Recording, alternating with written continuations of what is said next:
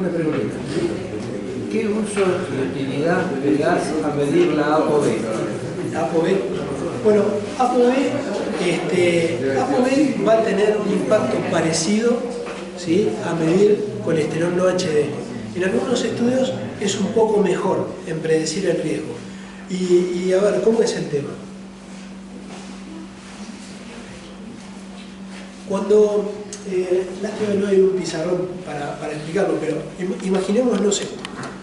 En la mayoría de los pacientes en ayuno, ¿sí?, yo voy a tener el colesterol distribuido en las VLDL, ¿sí?, y en las LDL y en las HDL, ¿sí? En la mayoría va a pasar más o menos así.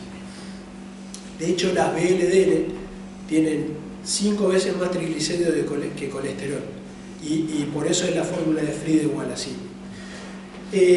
El contenido de colesterol de las VLDL máximo es de alrededor de 30, ¿sí? Por eso cuando las VLDL están altas es porque hay más de 30 de su contenido de colesterol y más de 150 de triglicéridos. La mayoría de las veces que ustedes tienen pacientes con hipertrigliceridemia, los triglicéridos dando vuelta por ahí, tienen VLDL retenidas en plasma.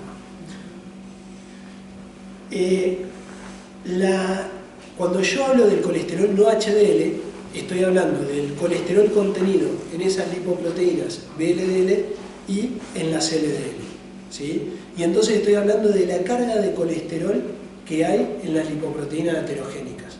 Y el objetivo del no HDL, ¿sí? ¿Muy bien? ¿Sí? El objetivo del no HDL es 30 más que el objetivo de LDL. ¿Por qué? Porque es el 30 que se suman de la VLDL, ¿sí? Entonces, atado todo esto, yo estoy hablando de masa de colesterol distribuida en las lipoproteínas aterogénicas. Y eso es muy buen indicador de riesgo cuando yo tengo triglicéridos altos, que inclusive mi LDL puede ser bajo, pero la heterogenicidad de la lipoproteína está incrementada, ¿sí? Yo ese colesterol lo tengo distribuido en todas esas lipoproteínas. Si yo tengo ApoB, ApoB tiene una característica, que solo hay una ApoB por cada una de estas lipoproteínas aterogénicas. Entonces, cuando yo cuantifico ApoB por un método bien como corresponde, estoy hablando de la cantidad de partículas disponibles. Y eso en algunas condiciones puede ser un poquito distinto que hablar de colesterol no HDL, ¿sí? Por eso, si uno tiene ApoB en pacientes con hipertrigliceridemia, es un puntito por arriba mejor predictor de riesgo, ¿sí? Y en general, si no lo tienen, usamos el no HDL, que es gratis, agarro el colesterol total, le saco el HDL y tengo la mayoría de las veces bastante bien tratado a mi paciente. Pero esa es la diferencia. Uno me habla de toda la carga de colesterol de las lipoproteínas heterogénicas y el otro me habla de la cantidad de partículas, ¿sí? Es como que cada ApoB, una ApoB es una LDL. Sí. La ApoB me cuantifica la cantidad de lipoproteínas heterogénicas, ¿sí? Hay solo una ApoB que es la que le da la estabilidad estructural a las VLDL, a las IDL y a las LDL,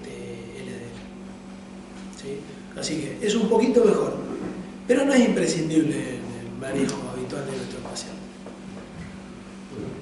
Doctor, estrategia para la intolerancia a estatinas. Bien, bueno. Primero, evitemos decirle a los pacientes que son intolerantes a las estatinas. Eso es una cosa. Tuvimos varios, qué sé yo, me tocó estar varias veces en discusiones. ¿Cómo definimos al intolerante? No hay que definirlo. Es un tipo que le fue mal con una medicación, con 2, con 3, con 4. ¿Sí? Hay muy pocos pacientes que no pueden tolerar ninguna estatina. Y hay algunos truquitos que están buenos, ¿sí? De todo esto que yo hablé, hay una cosa atrás que se desprende, y es que lo importante, no sé si es la estatina, lo importante es el LDL. Si yo le logro bajar bien el LDL al paciente, ¿sí?, la verdad es que por ahí puedo sacrificar un poquito de argumento de medicina basada en la evidencia en pos de la tolerancia, ¿sí? Y entonces, la mayoría de las veces vamos a empezar por rosuvastatina y atorvastatina, ¿sí? Potente, segura, la sabemos usar. Vamos a tener dificultades. Podemos pasarnos a drogas de vida media más corta, que generalmente se toleran mejor.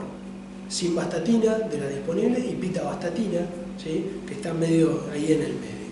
Se pueden usar como herramientas. Nunca vamos a tener el mismo impacto. La vamos a tener que asociar siempre con ezetimibe.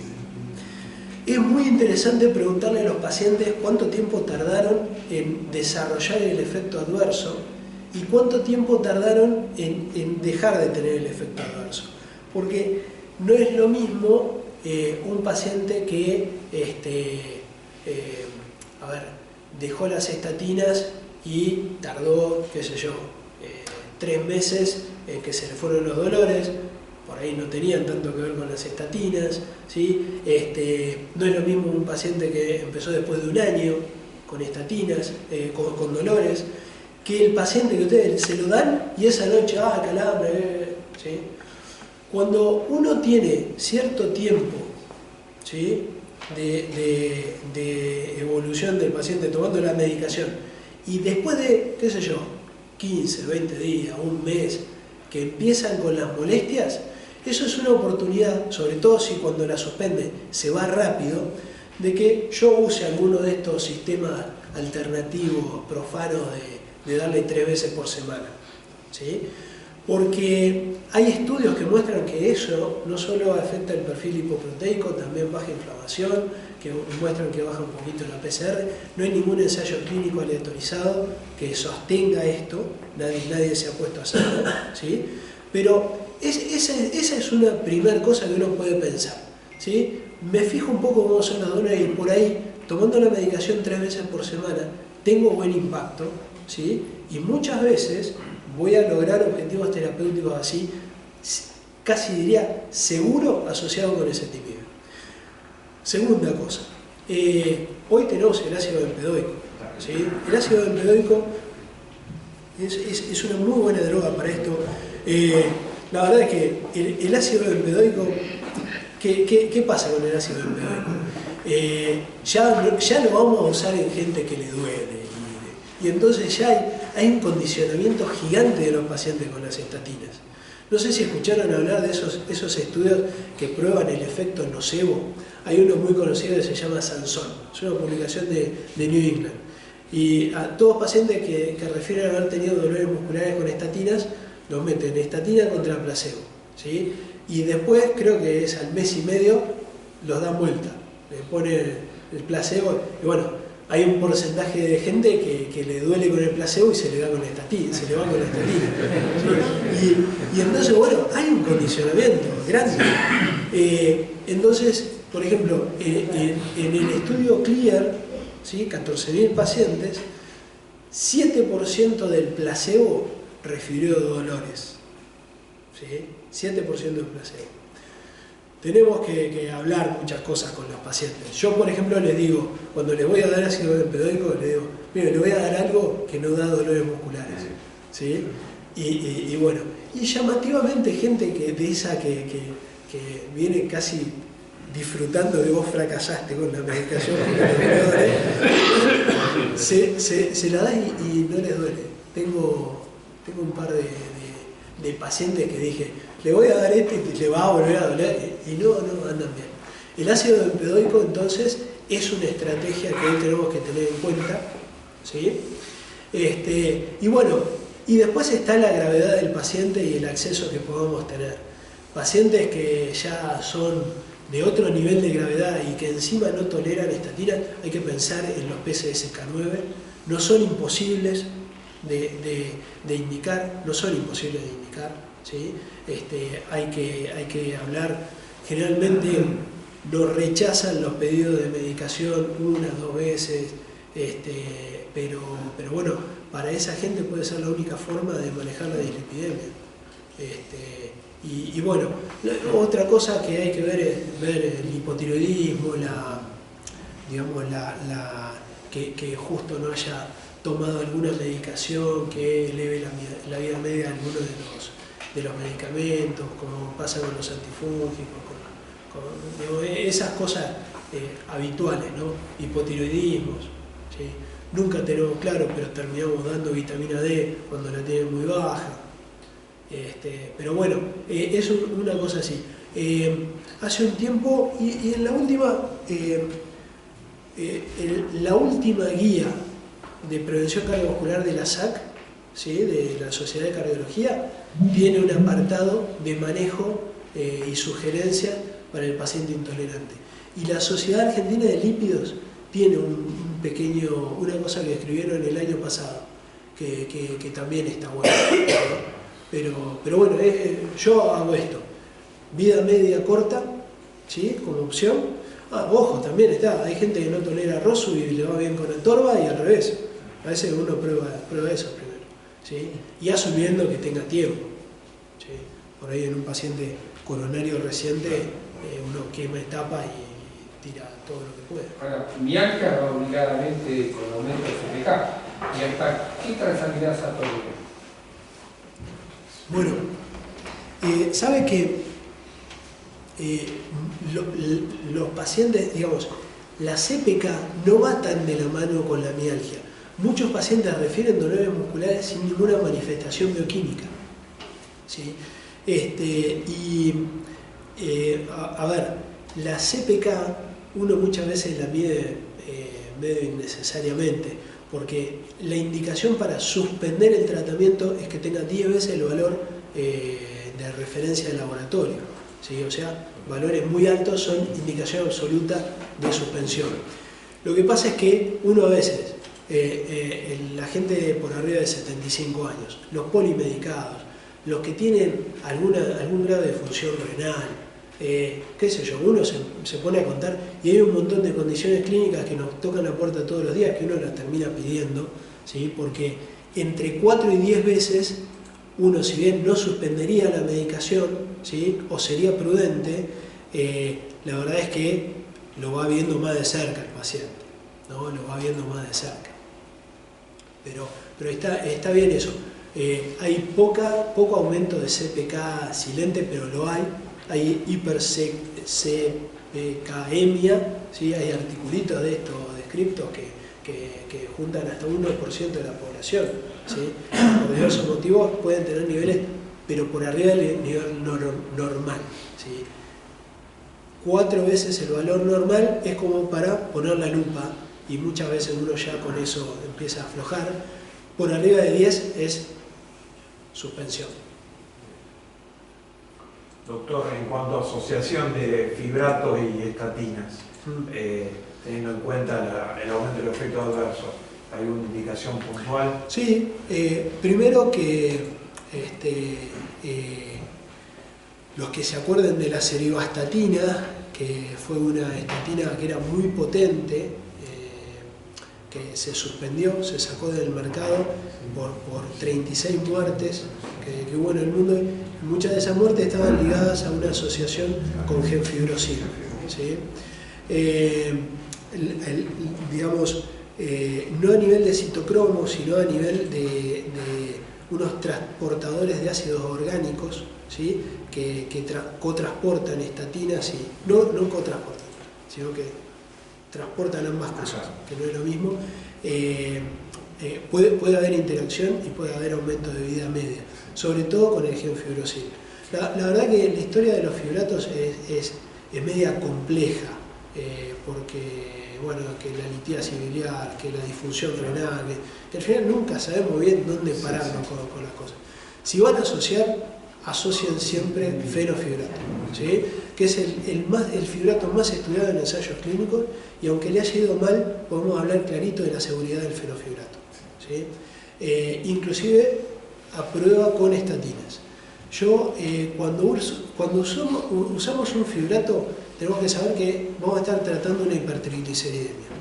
Y la hipertrigliceridemia hay una gran chance también de manejarla por tratamiento no farmacológico, ¿sí? O sea, el tipo que es flaquito, que viene con 210 de LDL, ¿sí? Y por más que lo hagan vegetariano, va a tener 201 de LDL a los 3 meses. ¿Sí? Lo más probable es que no podamos generarle un cambio sostenido de su LDL. ¿Sí? Pero el que viene con hipertrigliceridemia, sí, podemos hacerlo bajar de peso. Podemos hacer que aumente su nivel de actividad física. Podemos hacer que cambie su dieta, que reduzca el alcohol, ¿sí? Que baje los hidratos de carbono. Todas esas son estrategias muy buenas para los triglicéridos y hay gente que se acomoda con eso. Hay gente que se acomoda con eso.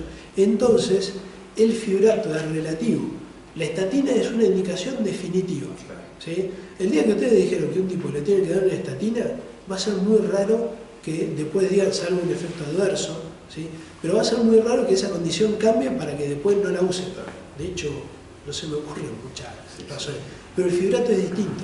Yo puedo hoy considerar que un paciente necesita un fibrato y dentro de 2 meses el tipo bajó 10 kilos, se puso a hacer actividad física y no lo necesita más. Entonces, siempre valoremos en el laboratorio de los pacientes con combinaciones, ¿sí? Si hace falta seguirle dando el fibrato. ¿Sí? Yo trato de no darlos juntos. ¿Sí? Trato de que el fibrato lo tomen antes del almuerzo si es fenofibrato, ¿sí? Y a la noche la estatina, como siempre, para evitar la simultaneidad de los picos de concentración plasmática. Y si lo quieren separar más todavía, la verdad es que el ácido fenofíbrico es un buen recurso, ¿sí? A diferencia del fibrato, no necesita que se coadministre con las comidas, no lo puede separar más, son más fáciles de combinar. Pero bueno, eso, ¿no? Y un tipo que se acomoda, yo siempre hago la apuesta de ¿te bajo el fibrato? O ahí sí hago más desastre de 3 veces por semana, cosas así, y está bueno, y no expongo a los pacientes innecesariamente a una medicación que tengo que supervisar. Vemos en diabéticos, porque ese perfil tiene un poquito elevado la LDL, muy alto triglicérido y bajo HDL y uno está ahí en... Claro. Bueno, y ahí hoy la verdad es que si tienen, ponele, las guías te dicen 500, lo tratás. La experiencia te dice que el que tiene 350 hoy, en 15 días viene con 500 y después por ahí viene con 300, pero, ¿sí? Entonces a veces el gatillo o la mira está un poquito más abajo. Ahora, que por debajo de ese valor en el paciente diabético le estoy metiendo un medicamento que la verdad es que inclusive los puntos finales microvasculares son muy discutibles del rol de los fibratos en esos pacientes. Y eso hay que entenderlo. No es cambiar un número, es cambiar el riesgo de una persona. Por ahí esos pacientes le tenés que poner ezetimibe, ¿sí? No tenés que, el fibrato no le sirve, lo otro ya sabemos que sí. Una última. Sí. ¿Hay alguna indicación de empezar con ácido bempedoico en pacientes que toleran la estatina? Bien, cosas raras, fibromialgia, hace poco nosotros tenemos ahí una población con esclerosis múltiple, que el rol de las estatinas parece ser muy seguro, pero por ahí en prevención primaria a un paciente hace poquito lo empezamos, pero es excepcional. O sea, hay que empezar por donde venimos empezando hace 15 años, ¿sí? Y saber que ante el problema tenés un recurso extra, ¿sí? Y los PCSK9 lamentablemente tenemos un problema de acceso muy grande, porque si no, la verdad es que aparte son mucho más fáciles de usar. El inclisiran es increíble, es un jeringazo cada 6 meses y se acabó el tema. Bueno, Muy bien, gracias por las preguntas.